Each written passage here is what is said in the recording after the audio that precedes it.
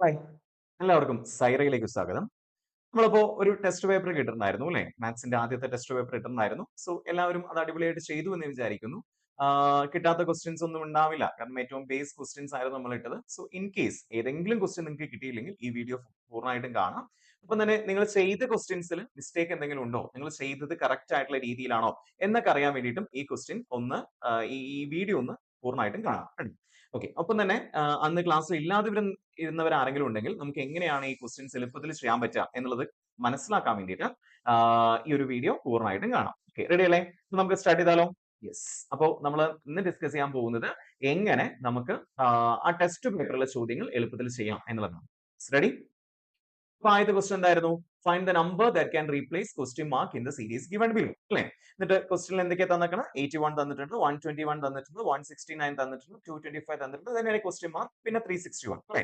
അപ്പൊ ഇത് കാണുമ്പോൾ തന്നെ ഞാൻ അന്ന് പറഞ്ഞ ഒരു കാര്യം നിങ്ങൾക്ക് ഓർമ്മയുണ്ടാവും. നമ്മൾ മാത്സ് ക്ലിയർ ആക്കാൻ വേണ്ടിയിട്ട് ഏറ്റവും ആദ്യം ചെയ്യേണ്ട പരിപാടികൾ എന്തൊക്കെയായിരുന്നു? ഒന്ന്, ഗുണനപ്പട്ടികയെ ക്ലിയർ ആയിട്ട് പഠിച്ചു വയ്ക്കുക എന്നുള്ളതായിരുന്നു. രണ്ടാമത്തെ കാര്യം എന്തായിരുന്നു? 1 മുതൽ 25 വരെയുള്ള സ്ക്വയറും 1 മുതൽ 9 വരെയുള്ള ക്യൂബും നമ്മൾ കാണാതെ പഠിക്കുക എന്നുള്ളതായിരുന്നു. 25 വരെയല്ല, 30 വരെയുള്ള സ്ക്വയർ അല്ലേ? 1 മുതൽ 30 വരെയുള്ള സ്ക്വയറും 1 മുതൽ 9 വരെയുള്ള ക്യൂബും ബൈ ഹാർട്ട് ചെയ്ത് വെക്കുക എന്നൊരു കണ്ടീഷൻ കൂടെ നമ്മൾ പറഞ്ഞതായിട്ട് ഓർമ്മയില്ലേ? യെസ്. അപ്പോ ഇവിടെ നമ്മൾ ചെയ്യേണ്ടത് അത് പഠിച്ചു വെച്ച ഒരാൾക്ക് ഇതിന്റെ ആൻസർ പെട്ടെന്ന് കിട്ടും. നോക്കൂ എന്താണ്? 81, 121, 169, 225, then question mark 361. ഇതൊക്കെ സ്ക്വയേഴ്സ് ആണ് അല്ലെ? ഇപ്പൊ എത്ര സ്ക്വയർ ഒക്കെ ആണെന്ന് ആലോചിച്ച് നോക്കി. 81 എന്ന് പറയുന്നത് യെസ് നമുക്കറിയാം 9ന്റെ സ്ക്വയർ ആണ് അല്ലെ? 121 എന്നുള്ളത് 11ന്റെ സ്ക്വയർ ആണ്. 169 എന്നുള്ളത് 13ന്റെ സ്ക്വയർ ആണ് അല്ലെ? 225 എന്നുള്ളത് 15ന്റെ സ്ക്വയർ ആണ്. ദെൻ ഒരു ക്വസ്റ്റ്യൻ മാർക്ക് അവിടെ ഉണ്ട്. അപ്പൊ എന്തായിരിക്കും അവിടെ വരിക എന്നുള്ളത് നമ്മളൊന്ന് ആലോചിച്ച് നോക്കൂ. 9, 11, 13, 15 ഈ സംഖ്യകളുടെയൊക്കെ സ്ക്വയറുകളാണ് അവിടെ എഴുതിയേക്കുന്നത് അല്ലെ? 9ന്റെ ഒപ്പം 2 കൂട്ടുമ്പോഴല്ലേ 11 കിട്ടും. 11ന്റെ ഒപ്പം 2 കൂട്ടിയപ്പോൾ 13, 13ന്റെ ഒപ്പം 2 കൂട്ടിയപ്പോൾ 15. സോ 15ന്റെ ഒപ്പം 2 കൂട്ടിയ 17ന്റെ സ്ക്വയർ ആയിരിക്കും ഈ ക്വസ്റ്റ്യൻ മാർക്കിന്റെ സ്ഥലത്ത് വരിക അല്ലെ? എത്രയാണ് 17ന്റെ സ്ക്വയർ? യെസ്. ഇത് കാണാണ്ട് പഠിച്ച ഒരാൾക്ക് ഇവിടുത്തെ ആൻസർ ഒന്നും ചെയ്യേണ്ട ആവശ്യമില്ല. 289 എന്ന് കിട്ടും. ഓക്കെ. അപ്പൊ ആ സ്ക്വയറുകൾ കാണാണ്ട് പഠിച്ചാലുള്ള ഗുണം ഇതാണ്. ഇങ്ങനത്തെ ക്വസ്റ്റ്യൻസ് വരുമ്പോൾ നമുക്ക് പെട്ടെന്ന് ചെയ്യാൻ വേണ്ടി പറ്റും എന്നുള്ളതാണ്. സോ ഇവിടുത്തെ answer 17 square is equal to 289 ആയിരിക്കും. ഓക്കെ. സോ എങ്ങനെയാണ് ഈ ക്വസ്റ്റ്യൻ കിട്ടിയെന്നുള്ളത് മനസ്സിലായല്ലോ? ഡൗട്ട് എന്തെങ്കിലും ഉണ്ടോ? ഇനി അടുത്തത് എന്തായിരിക്കും വരിക? 17 സ്ക്വയർ കഴിഞ്ഞാൽ പിന്നെ 19 സ്ക്വയർ ആയിരിക്കും അടുത്തത് വരിക അല്ലെ? 17 ഒപ്പം 2 കൂട്ടുമ്പോൾ 19, 19 സ്ക്വയർ. യെസ്, ഇവിടെ ക്വസ്റ്റ്യനിൽ തന്നിട്ടുണ്ട് 361. സിമ്പിൾ അല്ലെ? സോ ഇവിടെ കറക്റ്റ് ആണ്. 289 ആയിരിക്കും നമ്മുടെ ആൻസറിലേക്ക് വരിക. ഓക്കെ അല്ലേ? അടുത്ത ക്വസ്റ്റ്യൻ നോക്കാം. If 2 equal to 9, 4 equal to 65, 7 equal to 344, then 9 equal to എത്ര എന്നുള്ളതാണ് ചോദ്യം അല്ലെ? ഇവിടെ 2ഉം 9ലേക്ക് കണക്ട് ചെയ്യാൻ വേണ്ടിയിട്ട് എന്തെങ്കിലും ബന്ധങ്ങളുണ്ടോ? ഒരുപാട് നമുക്ക് വേണമെങ്കിൽ ആലോചിക്കാം അല്ലെ? ഇങ്ങനെ 4നെ 65 ആയിട്ട് കണക്ട് ചെയ്യാൻ എന്തെങ്കിലും ഉണ്ടോ എന്നുള്ളത് നമ്മൾ നോക്കണ്ടേ? ഇത് എല്ലാം തമ്മിൽ ഒരു റിലേഷൻ ഉണ്ടാവും. സോ ആ റിലേഷൻ വെച്ചിട്ടാണ് 9 ഈക്വൽ ടു എന്നുള്ളത് നമ്മൾ എഴുതേണ്ടത്. 2നെ 9ലേക്ക് കണക്ട് ചെയ്യാൻ വേണമെങ്കിൽ ഒരുപാട് സംഭവങ്ങളുണ്ട്. 2 into 4 plus 1 ആണ് അല്ലെ? ഞാൻ അല്ലെങ്കിൽ 2 കഴിഞ്ഞിട്ടുള്ള ഒരു അടുത്ത സംഖ്യയുടെ സ്ക്വയർ ആണ് 9 അല്ലെ? ഇങ്ങനെയൊക്കെ നമുക്ക് ആലോചിക്കാം. പക്ഷെ ഇതൊക്കെ ഇവിടെയും ശരിയാണോ നോക്കണം. അപ്പൊ 4 into 4 plus 1 ഈ ഒരു കണ്ടീഷൻ വെച്ചിട്ടാണ് നമ്മൾ ചെയ്യുന്നതെങ്കിൽ 4 into 4 6, 6 plus 1 sorry 4 into 4 16, 16 plus 1 17 എന്നാണ് ഇവിടെ വരേണ്ടത്. പക്ഷെ ഇവിടെ 65 വന്നേക്കണേ. അപ്പൊ അതല്ല. ഇനി വേണമെങ്കിൽ അടുത്ത് നമുക്ക് ആലോചിക്കാം 4ന്റെ ഒപ്പം ഈ ഒരു സാധനം വെച്ചിട്ടാണെങ്കിൽ 4ന്റെ തൊട്ടടുത്ത സംഖ്യയുടെ സ്ക്വയർ ആണോ 5ന്റെ സ്ക്വയർ ആണോ അവിടെ 65? നോ, 5ന്റെ സ്ക്വയർ 25 ആണ്. അപ്പൊ അതൊന്നും അല്ല അല്ലെ? പിന്നെ എന്താ ബന്ധം? അവിടെ നമ്മൾ ക്യൂബുകൾ കാണാണ്ട് പഠിച്ചു വെച്ചിട്ടുണ്ടെങ്കിൽ ഇവിടുത്തെ ആൻസർ സിമ്പിൾ ആണ് അല്ലേ? 2 9 ആയി എന്ന് പറയുമ്പോ ഓക്കെ, ക്യൂബുമായിട്ട് ബന്ധപ്പെടുത്തി ഒന്ന് ആലോചിച്ച് നോക്കിയേ. 2ന്റെ ക്യൂബ് എത്രയാ? 8 ആണ്. ആ 8ന്റെ ഒപ്പം 1 കൂട്ടിയാൽ 9 കിട്ടില്ലേ? യെസ്. അപ്പൊ 2 9 ആയത് അങ്ങനെയാണെങ്കിൽ നമുക്ക് അടുത്തതിൽ അത് പറ്റുമോ നോക്കി നോക്കാം അല്ലേ? 4 65 ആയി. 4ന്റെ ക്യൂബ് എത്രയാ? 4ന്റെ ക്യൂബ് 64 പ്ലസ് 1. യെസ്, കറക്റ്റ് ആണ്. 65 ആയി അല്ലെ? അടുത്ത ഇനി ഏതെങ്കിലും തന്നിട്ടുണ്ടെങ്കിൽ അതിലും ഇത് ബന്ധം ഒന്ന് നോക്കുക ശരിയാണോ എന്നുള്ളത്. ഓക്കെ, 7 എങ്ങനെ എത്രയും 344 ആയി എന്നുള്ളത് നമ്മൾ നോക്കാൻ പോകുന്നത്. 7ന്റെ ക്യൂബ് നമുക്കറിയാം 343 ആണ്. അതിന്റെ ഒപ്പം 1 കൂട്ടിയപ്പോൾ കറക്റ്റ് 344 ആണ് അല്ലെ? അപ്പൊ 9 എങ്ങനെയാ കണ്ടുപിടിക്കേണ്ടത്? 9ന്റെ ക്യൂബ് പ്ലസ് 1 ആയിരിക്കും വരിക. എത്രയാണ് 9ന്റെ ക്യൂബ്? 729 ആണ് അല്ലെ? ആ 729 പ്ലസ് 1 ഈക്വൽ ടു എത്ര വരിക 730 എന്നായിരിക്കും ഇവിടുത്തെ ആൻസർ. കിട്ടിയോ? സിമ്പിൾ അല്ലേ? യെസ്. അപ്പൊ പക്ഷെ ഇതിൽ എന്തറിയണം? ക്യൂബുകൾ അറിഞ്ഞാൽ മാത്രമേ ഈ ക്വസ്റ്റ്യൻ നമുക്ക് ആൻസർ ചെയ്യാൻ വേണ്ടി പറ്റുള്ളൂ. ക്യൂബുകൾ അറിയാതെ നമുക്ക് ഈ ക്വസ്റ്റ്യൻ ഒരിക്കലും ആൻസർ ചെയ്യാൻ വേണ്ടി പറ്റില്ല. സോ നമ്മൾ എന്ത് പഠിച്ചു വെക്കണം? ക്യൂബുകൾ 1 മുതൽ 9 വരെയുള്ള ക്യൂബ് കറക്റ്റ് ആയിട്ട് പഠിച്ചു വെക്കണം. 1 മുതൽ 30 വരെയുള്ള സ്ക്വയർ കറക്റ്റ് ആയിട്ട് പഠിച്ചു വെക്കണം. ആൻഡ് ഗുണന പട്ടിക ക്ലിയർ ആയിട്ട് പഠിച്ചു വെക്കണം. ഓക്കെ, അതൊക്കെ നമുക്ക് ഇവിടെ ഉപകാരപ്പെടും. ഓക്കെ അല്ലേ? യെസ്. അടുത്ത ക്വസ്റ്റ്യനിലേക്ക് പോവാം. അടുത്ത ക്വസ്റ്റ്യൻ എന്തായിരുന്നു? 1 star 7 equal to 64 അല്ലെ? 6 star 4 equal to 100. Then 7 star 5 എത്ര എന്നുള്ളതാണ് ചോദ്യം. അല്ലെ? അപ്പോ നമുക്കിത് കാണുമ്പോൾ തന്നെ നമുക്ക് ഈ ആൻസേഴ്സ് ഒക്കെ 64, 100 ഇതൊക്കെ എന്താന്ന് മനസ്സിലായി? സ്ക്വയേഴ്സ് ആണെന്ന് മനസ്സിലായി അല്ലെ? 64 എന്ന് പറയുന്നത് എന്തിന്റെ സ്ക്വയർ ആണ്? 8ന്റെ സ്ക്വയർ ആണ്. Then 100 എന്ന് പറയുന്നത് 10ന്റെ സ്ക്വയർ ആണ് അല്ലെ?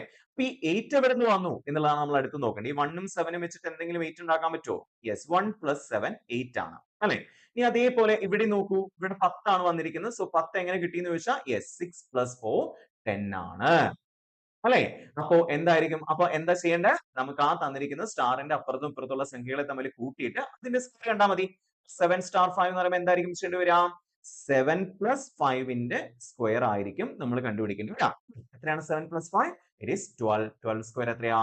144 അല്ലെ? സോ ഇവിടുത്തെ ആൻസർ എത്രയായിരിക്കും? 144 ആയിരിക്കും. സിമ്പിൾ അല്ലെ? അടുത്ത ക്വസ്റ്റ്യൻ നോക്കൂ. -7 plus -3 അല്ലെ? ഇതൊരു ബേസ് ക്വസ്റ്റ്യൻ ആണ്. ഇങ്ങനത്തെ ക്വസ്റ്റ്യൻ ഒന്നും നെറ്റ് എക്സാമിന് ചോദിക്കില്ല കേട്ടോ. പക്ഷെ നമ്മൾ ഇവിടെ പഠിക്കുന്നത് എന്തിനാന്ന് വെച്ച് കഴിഞ്ഞാൽ ഇതൊക്കെ അറിഞ്ഞാലേ നമുക്ക് നെറ്റ് എക്സാമിന് ചോദിക്കുന്ന ചോദ്യങ്ങൾ ചെയ്യാൻ പറ്റുള്ളൂ അല്ലെ? അപ്പോ ഇതെങ്ങനെ ചെയ്യും എന്നുള്ളതാണ് നമ്മൾ നോക്കാൻ പോകുന്നത്. -7 plus -3 അല്ലെ? അപ്പൊ ഇവിടെ ചെയ്യേണ്ടത് -7 plus -3 എന്ന് പറയുമ്പോൾ നമ്മൾ പഠിച്ചിരുന്നു, രണ്ട് സംഖ്യകൾ ഇങ്ങനെ അടുത്തടുത്ത് വരികയാണെങ്കിൽ, രണ്ട് ചിഹ്നങ്ങൾ ഇങ്ങനെ അടുത്തടുത്ത് വരികയാണെങ്കിൽ, പ്ലസും മൈനസും അടുത്തടുത്ത് വരുന്നു. രണ്ട് ചിഹ്നങ്ങൾ ഇങ്ങനെ അടുത്തടുത്ത് വരികയാണെങ്കിൽ എന്ത് ചെയ്യുന്ന നമ്മൾ പഠിച്ചിരുന്നത്? അതിനെ ഗുണിക്കുന്ന പോലെ ആലോചിച്ച് നോക്കുക. 7 3 അല്ല, ജസ്റ്റ് പ്ലസും മൈനസും വരുമ്പോൾ നമ്മൾ ഗുണിക്കും എന്താണ് ചെയ്യുക? പോസിറ്റീവ് നെഗറ്റീവ് നമ്മൾ ഗുണിക്കും എന്താണ് ചെയ്യാന്ന് ആലോചിച്ച് നോക്കുക. പോസിറ്റീവ് നെഗറ്റീവ് എന്താണ്? ഏതെങ്കിലും ഒരു ചിഹ്നം ഡിഫറെന്റ് ആണെങ്കിൽ നെഗറ്റീവ് ആയിരിക്കും ആൻസർ എന്ന് നമ്മൾ പഠിച്ചിട്ടുണ്ടായിരുന്നു അല്ലെ? അപ്പൊ ഈ പ്ലസും മൈനസും അടുത്ത് വന്നു കഴിഞ്ഞാൽ അതിന് പകരം നിങ്ങൾ മൈനസ് ഇടുക. അതായത് പോസിറ്റീവ് ഇൻറ്റു നെഗറ്റീവ് നെഗറ്റീവ് എന്നുള്ള കണ്ടീഷനിൽ മൈനസ് ഇടുക. ദെൻ ആ 3നെ അങ്ങനെ എടുത്തെഴുതുക. ഓക്കെ, ഈ 3നെ അങ്ങനെ എടുത്തെഴുതി ഈ പ്ലസിനും മൈനസിനും പകരം നമ്മൾ എന്തിട്ടു? മൈനസ് ഇട്ടു. ഇനി -7 -3 ആ വന്നിരിക്കുന്നത്. അപ്പൊ നമുക്ക് ഇനി അറിയാം എന്താ ചെയ്യേണ്ടത്? ഇവിടെ ഒരു സംഖ്യയുടെ ചിഹ്നം ഫ്രണ്ടിലായിരിക്കും അല്ലെ? പേരിന്റെ ചിഹ്നം മൈനസ് ആണ്, 3ന്റെ ചിഹ്നവും മൈനസ് ആണ്. സോ നമ്മൾ എന്താ ചെയ്യേണ്ടത്? യെസ്, രണ്ട് ചിഹ്നങ്ങളും സെയിം ആണെങ്കിൽ അങ്ങനെ ഉണ്ടോ? അല്ല, നമുക്ക് ഏത് വേണമെങ്കിലും നെഗറ്റീവോ പോസിറ്റീവോ അങ്ങനെ എന്ത് വന്നാലും നമ്മൾ ആലോചിക്കേണ്ട കേസ് എന്താ? യെസ്, 7 രൂപ എന്ത് ചെയ്യാനുള്ളത്? മൈനസ് കണ്ടു കഴിഞ്ഞാൽ ഞാൻ ഒരാൾക്ക് കൊടുക്കാണ്ടെന്ന് ആലോചിക്കുക.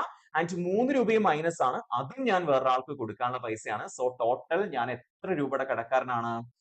രൂപ ഞാൻ കടക്കാരനാണ് അല്ലെ? 7 രൂപയും കൊടുക്കാനുണ്ട്, 3 രൂപ വേറൊരാൾക്കും കൊടുക്കാണ്ട്, ഞാൻ മൊത്തം നോക്കുമ്പോൾ 10 രൂപ കടക്കാരനാണ്. കയ്യിലാണ് പൈസയെങ്കിൽ പ്ലസ് എഴുതായിരുന്നു, പക്ഷെ ഇത് കടം കൊടുക്കാനുള്ള പൈസ ആയതുകൊണ്ട് -10 എഴുതാം. സോ ഇവിടുത്തെ ആൻസർ എത്രയായിരിക്കും? -10. ഓക്കെ ആണോ? സിമ്പിൾ അല്ലേ? Yes. Next question. Square root of 7569 ആണ് ചോദ്യം. അപ്പൊ നമ്മൾ സ്ക്വയർ റൂട്ട് കണ്ടുപിടിക്കാനുള്ള എളുപ്പവഴികളൊക്കെ നമ്മൾ കഴിഞ്ഞ ക്ലാസ്സിൽ ഡിസ്കസ് ചെയ്തിട്ടുണ്ടായിരുന്നു. അന്ന് ക്ലാസ്സിൽ ഇല്ലാത്ത ആരെങ്കിലും ഉണ്ടെങ്കിൽ ജസ്റ്റ് ഒന്ന് പറഞ്ഞുതരാം. 1ന്റെ സ്ക്വയർ 1 ആണ്, 2ന്റെ സ്ക്വയർ 4 ആണെന്ന് അറിയാം. ഇങ്ങനെ 9 വരെയുള്ള സ്ക്വയർ നമുക്ക് ഇത് ചെയ്യാൻ വേണ്ടി വേണം അല്ലെ? അപ്പൊ 3ന്റെ സ്ക്വയർ 9 ആണ്, 4ന്റേത് 16 ആണ്, 5ന്റേത് 25 ആണെന്ന് നമുക്കറിയാം അല്ലെ? 6ന്റേത് 36 ആണെന്ന് അറിയാം. ആൻഡ് 7ന്റേത് എത്രയായിരുന്നു? 49 ആണ് അല്ലെ? 7ന്റെ സ്ക്വയർ 49, 8ന്റെ സ്ക്വയർ 64, യെസ്, 9ന്റെ സ്ക്വയർ 81 അല്ലെ? ഇത് നമുക്ക് അറിയണം ഈ ഒരു ക്വസ്റ്റ്യൻ ചെയ്യാൻ വേണ്ടിയിട്ട്. ഓക്കെ, അപ്പൊ ഇത് എഴുതി വെക്കണമെന്നൊന്നുമില്ല, ഞാൻ ജസ്റ്റ് ഇത് നിങ്ങൾക്ക് മനസ്സിലാക്കാൻ വേണ്ടി എഴുതി വെച്ചു എന്ന് മാത്രമേ ഉള്ളൂ. അപ്പൊ സ്ക്വയർ റൂട്ട് കാണുമ്പോൾ എന്ത് ചെയ്യണം എന്നാ പറഞ്ഞ? 7569 ഇങ്ങനെ ഇറക്കി എഴുതിയതിനു ശേഷം ഈ ലാസ്റ്റത്തെ ഡിജിറ്റിൽ ഇങ്ങോട്ട് ഒരു 2 സ്ഥാനം മാറ്റി കോമ ഇടണം അല്ലെ? 2 സ്ഥാനം മാറ്റി നമ്മൾ കോമ ഇട്ടു. ഇനി ലാസ്റ്റത്തെ ഡിജിറ്റ് നോക്കിയപ്പോൾ നമ്മൾ എത്രയാണ്? 9 ആണ് അല്ലെ? 1 മുതൽ 9 വരെയുള്ള സ്ക്വയറുകളിൽ അവസാനത്തെ ഡിജിറ്റ് 9 വരുന്നത് ഏതിന്റെയൊക്കെ നോക്കിക്കേ? 1 മുതൽ 9 വരെയുള്ള സ്ക്വയറുകൾ അവസാനത്തെ ഡിജിറ്റ് 9 വരുന്നു. ഇവിടെ ഒരു 9 ഉണ്ട്, ഇവിടെ ഒരു 9 വരുന്നുണ്ട് ലാസ്റ്റ് ഡിജിറ്റ്. അപ്പൊ അത് ഏതിന്റെയൊക്കെയാ? 3ന്റെ സ്ക്വയറിലും 7ന്റെ സ്ക്വയറിലും അല്ലെ? ആ 3ഉം 7ഉം നമ്മൾ ഇത് അവിടെ എങ്ങനെ എടുത്ത് എഴുതി. ഓക്കെ, അപ്പൊ ചെയ്യേണ്ടത് ഇത്രയേ ഉള്ളൂ. 2 സ്ഥാനം മാറ്റി കോമ ഇടാം.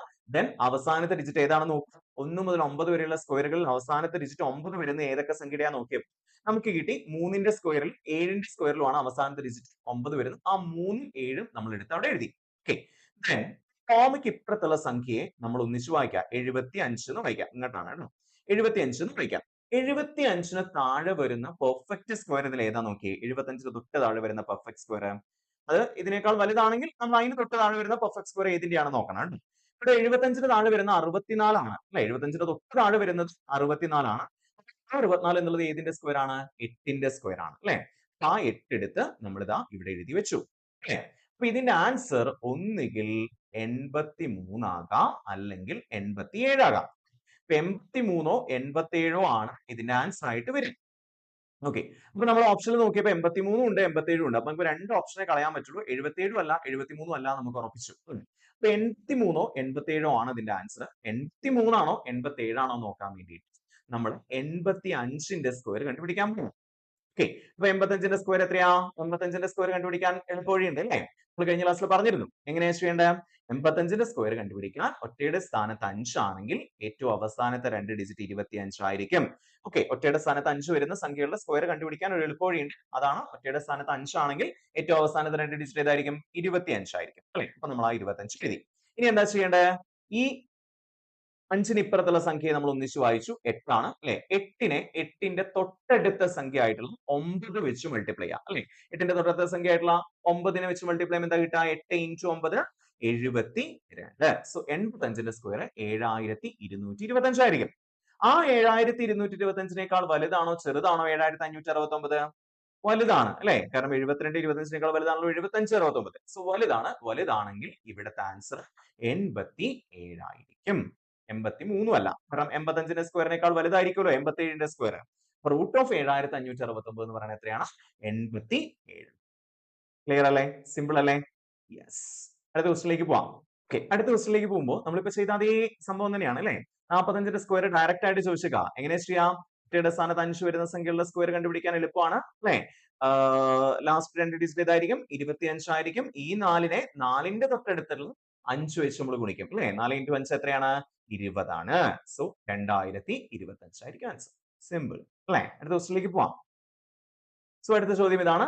മൈനസ് 31,215 ഡിവൈഡഡ് ബൈ 3 ആണ് നമ്മൾ ചെയ്യേണ്ടത് അല്ലേ? ഓക്കെ. അപ്പൊ നമ്മൾ ചെയ്യാൻ പോകുന്നത് മൈനസ് 31,215 ഡിവൈഡഡ് ബൈ 3 ആണ് നമ്മൾ ചെയ്യാൻ പോകുന്നത് അല്ലെ. നമുക്കറിയാം നെഗറ്റീവും ഈ ചിഹ്നം ഏതാണ്? പോസിറ്റീവ് ആണ്. അപ്പൊ നെഗറ്റീവ് ബൈ പോസിറ്റീവിന്റെ ആൻസർ എന്തായിരിക്കും? നെഗറ്റീവ് ആയിരിക്കും നമുക്കറിയാം. സോ ഇനി നമ്മൾ ചെറുതാക്കിയാൽ മാത്രം മതി. 3ല് 3 എത്ര പ്രാവശ്യം പോവും? ഒരു പ്രാവശ്യം പോവും. ഒരു 3 3 ആണ് അല്ലേ? ഇനി അടുത്ത് നമ്മൾ എന്തിനെ ഇറക്കി എഴുതാം? അപ്പൊ 3ന്ന് 3 പോയി 0 ആയിരിക്കും കിട്ടുക സാധാരണ ഹരിക്കുമ്പോൾ അല്ലേ? ഇനി നമുക്ക് എന്താ കിട്ടാ?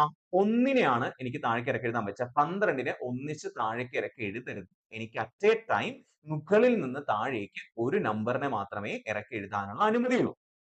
ഓക്കെ. നമ്മൾ ഹരിക്കുമ്പോൾ അറ്റ് എ ടൈം ഒന്നിന് മാത്രമേ ഇറക്കി എഴുതാൻ പറ്റൂ. അപ്പൊ 1 ഇറക്കി എഴുതുമ്പോ ഓക്കെ. ഇപ്പൊ 3ന്ന് 3 പോയി 0 കിട്ടി. ആദ്യത്തെ നമ്മൾ ഹരിച്ചപ്പോൾ നമ്മൾ 1നെ ഇറക്കി എഴുതി. 1ല് നമുക്കറിയാം 3 പോവില്ല.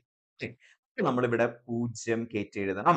എന്നിട്ട് വേണം അടുത്ത രണ്ടും കൂടെ താഴേക്ക് ഇറക്കി എഴുതി 12 എന്ന് വായിക്കാൻ. ഓക്കെ. ഇനി 12ൽ 3 എത്ര പ്രാവശ്യം പോവും? 4 പ്രാവശ്യം പോവും. 4 3 12. 12 12 പോയപ്പോൾ 0 ശിഷ്ടം കിട്ടി.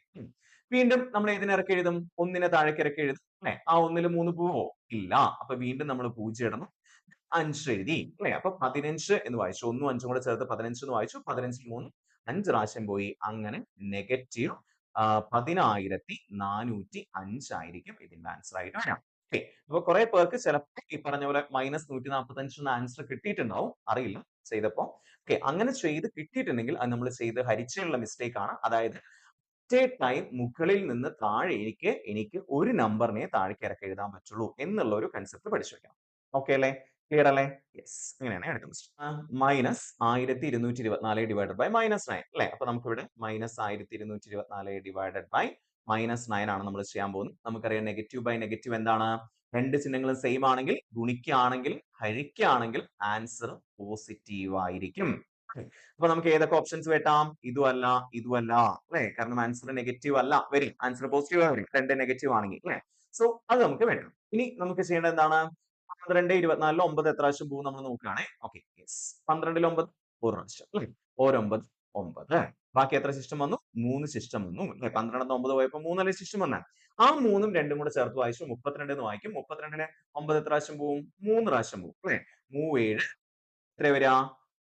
സോറി 3 9 27 എന്ന് വരും. അല്ലേ? അപ്പൊ 27 32ന്ന് 27 പോയപ്പോ ബാക്കി എത്രയാ ശിഷ്ടം വരിക? 5 ശിഷ്ടം വരും അല്ലേ? ആ 5ഉം 4ഉം കൂടെ ഇറക്കി എഴുതി 54.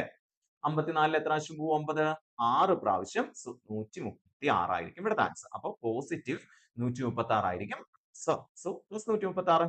ക്ലിയർ ആണല്ലോ അല്ലേ? ഇത് ഞാൻ സ്പീഡിൽ പറഞ്ഞു പോകുന്നു. ഇത് ഏകദേശം നിങ്ങൾക്ക് അത്യാവശ്യം നല്ലപോലെ അറിയാവുന്ന ഒരു സാധനമായിരിക്കും എന്നുള്ളത് കൊണ്ടാണ്. ഓക്കെ, ഡൗട്ട് ഉണ്ടെങ്കിൽ അടുത്ത ക്ലാസ്സിൽ നമുക്ക് ഡീറ്റെയിൽ ആയിട്ട് ഒന്നും കൂടെ നോക്കാം. ക്ലിയർ അല്ലേ? Yes. അടുത്ത ക്വസ്റ്റിലേക്ക് പോവാം. യെസ്, വീണ്ടും സ്ക്വയർ റൂട്ട് കണ്ടുപിടിക്കാനുള്ള ചോദ്യം തന്നെയാണ് അല്ലെ? അപ്പൊ നമ്മൾ ചെയ്ത് എന്തൊക്കെയാണെന്ന് ആലോചിച്ച് നോക്കിയേ. 158 76 എന്ന് എഴുതി അല്ലെ? ലാസ്റ്റ് നിന്ന് ഇങ്ങോട്ട് 2 സ്ഥാനം മാറ്റി കോമ ഇട്ടു. അവസാനത്തെ ഡിജിറ്റ് 6 ആണ്. 1 മുതൽ 9 വരെയുള്ള സ്ക്വയറുകൾ ഏതിന്റെയൊക്കെ അവസാനത്തെ ഡിജിറ്റ് 6 വരുന്നു നോക്കിക്കേ. യെസ്, 4ന്റെ സ്ക്വയർ 16ലും 6ന്റെ സ്ക്വയർ 36ലും ആണ് അവസാനത്തെ ഡിജിറ്റ് 6 വരിക അല്ലെ? 4ഉം 6ഉം എഴുതി. കോമയ്ക്ക് ഇപ്പുറത്തുള്ള സംഖ്യ നമ്മൾ ഒന്നിച്ച് വായിച്ചു. 158. 158ന് തൊട്ട് താഴെ വരുന്ന പെർഫെക്റ്റ് സ്ക്വയർ ഏതാ? 158ന് തൊട്ട് താഴെ വരുന്ന പെർഫെക്റ്റ് സ്ക്വയർ ഏതാ? യെസ്, അത് 144 ആണ്. ആ 144 എന്ന് പറയുന്നത് 12ന്റെ സ്ക്വയർ ആണ്. ഓക്കെ, അപ്പൊ 1 മുതൽ 9 വരെയുള്ള സ്ക്വയർ മാത്രം നോക്കിയാൽ പോരാട്ടോ ഈ മറ്റേ കോമയ്ക്ക് ഇപ്പുറത്തുള്ള സംഖ്യ ഒന്നിച്ച് വായിക്കുമ്പോൾ ആ സംഖ്യയുടെ തൊട്ട് താഴെ വരുന്ന പെർഫെക്റ്റ് സ്ക്വയർ ഏതാണ് നോക്കണം. അപ്പൊ നമുക്ക് മനസ്സിലായി 12ന്റെ സ്ക്വയർ 144. ആ 12 നമ്മൾ ഇവിടേക്ക് എടുത്തെഴുതി. ഇനി ഇവിടുത്തെ ആൻസർ ഒന്നുകിൽ 124 ആകാം. 12 4 കൂടി ചേർത്ത് 124 എന്ന് വായിച്ചു. ആൻഡ് 12 6 കൂടി ചേർത്ത് 126 ആകാം. അല്ലെ? അപ്പൊ 124 126ന്റെയോ സ്ക്വയർ ആണ് എത്രയെന്ന് പറയുന്ന സാധനം? ഈ 15876 എന്ന് പറയുന്ന സാധനം. 124ന്റെ ആണോ 126ന്റെ ആണോ നമുക്ക് നോക്കണ്ടേ? അതിന് വേണ്ടിയിട്ട് നമ്മൾ ചെയ്യുന്ന അടുത്ത പണി എന്ത്? 125ന്റെ സ്ക്വയർ നമ്മൾ കണ്ടുപിടിക്കാൻ പോവാണ്. അല്ലെ? 124 126നും ഇടയ്ക്കുള്ളതല്ലേ 125. സോ അതിന്റെ സ്ക്വയർ കണ്ടുപിടിക്കാം. മറ്റേയുടെ സ്ഥാനത്ത് 5 ആയതുകൊണ്ട് അവസാനത്തെ 2 ഡിജിറ്റ് 25 ആയിരിക്കും. ദെൻ ഈ 12നെ അപ്പൊ ഇങ്ങനെയുള്ള സംഖ്യകളുടെ ഇപ്പൊ 3 ഡിജിറ്റ് വരുന്ന സംഖ്യകളെ 4 ഡിജിറ്റ് വരുന്ന സംഖ്യകളുടെ ഒക്കെ സ്ക്വയറുകൾ മീൻസ് അവസാനത്തെ ഡിജിറ്റ് 5 വരുന്ന സംഖ്യയുടെ സ്ക്വയർ കണ്ടുപിടിക്കാൻ വേണ്ടിയിട്ട് ഇവിടെയുള്ള ഈ 5 ഒഴിച്ച് ബാക്കിയുള്ള സംഖ്യ ചേർത്ത് വായിക്കാം. അപ്പോൾ എത്ര വരിക? 12 എന്ന് വരും. 12നെ 13 കൊണ്ട് ഗുണിച്ച് ഇവിടെയും കൂടെ എഴുതിയ നമ്മുടെ ആൻസർ എത്രയാണ്? 12 ഇൻറ്റു 13 12 ഇൻറ്റു 13 12 ഇൻറ്റു 10 120 ആണ്. 12 ഇൻറ്റു 3 അതായത് 13നെ നമ്മൾ ഇത്രയൊക്കെ ആയിട്ട് സ്പ്ലിറ്റ് ചെയ്തു. 3ഉമായിട്ട് സ്പ്ലിറ്റ് ചെയ്തു. അപ്പൊ 12 ഇൻറ്റു 120 ആണ് നമുക്കറിയാം. ആൻഡ് 12 ഇൻറ്റു 3 36 ആണെന്ന് പറയാം. അങ്ങനെ 120ഉം 36ഉം കൂടെ കൂട്ടുമ്പോൾ 156 എന്ന് കിട്ടും. സോ 156.25. ദാറ്റ് മീൻസ് 15625 ആയിരിക്കും 125ന്റെ സ്ക്വയർ. ക്വസ്റ്റിലേക്ക് നോക്കാം. 158 76 156 25നേക്കാൾ വലുതാണോ ചെറുതാണോ? വലുതാണ്. സോ ഇവിടുത്തെ ആൻസർ 120 ആയിരിക്കും. ഓക്കെ, അപ്പൊ ഇവിടുത്തെ ആൻസർ എത്രയായിരിക്കും? 126 ആയിരിക്കും. Clear? Simple. Okay, next question. അടുത്ത ചോദ്യം ഇതാണ്. Which one below is not equivalent to -4 into -3 into 7? Okay, ഇവിടുത്തെ എല്ലാം സംഖ്യകൾ 4ഉം 3ഉം 7 എന്നല്ലേ? ഓപ്ഷനിലും 4ഉം 3ഉം 7 തന്നെയാണ് എല്ലാവിടെയും കിടക്കുന്നത് അല്ലെ? അപ്പൊ വേറെ വ്യത്യാസമൊന്നുമില്ല.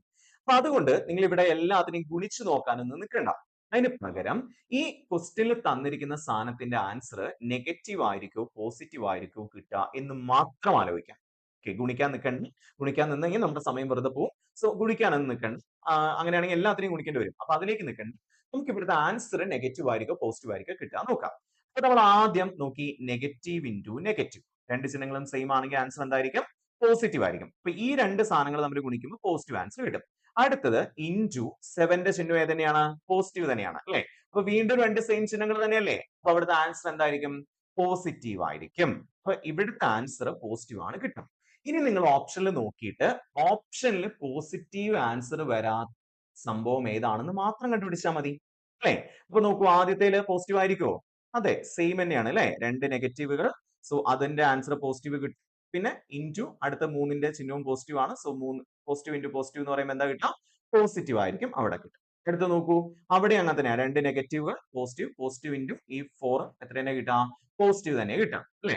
ഇനി ലാസ്റ്റ് ഓപ്ഷൻ നോക്കൂ, option D. Positive positive positive. Positive സംഖ്യകൾ തമ്മിൽ ഗുണിച്ചാൽ പോസിറ്റീവ് തന്നെയല്ലേ കിട്ടുക? സോ അവിടെയും പോസിറ്റീവ് ആണ്. സോ ഇതായിരിക്കും നമ്മുടെ ഇക്വലന്റ് അല്ലാത്ത സംഖ്യ. ഓക്കെ, അപ്പൊ തെറ്റായിട്ട് വരുന്ന ഈ സാധനമായിരിക്കും. നമുക്കൊന്ന് നോക്കി നോക്കാം. നെഗറ്റീവ് ഇൻറ്റു നെഗറ്റീവ് നമുക്കറിയാം പോസിറ്റീവ് ആണ് അല്ലേ? രണ്ട് സെയിം ചിഹ്നങ്ങൾ വന്നാൽ ആൻസർ എന്താവുന്ന പഠിച്ച നമ്മൾ പോസിറ്റീവ് ആവുന്ന പഠിച്ച് ഗുണിക്കുമ്പോൾ അല്ലേ?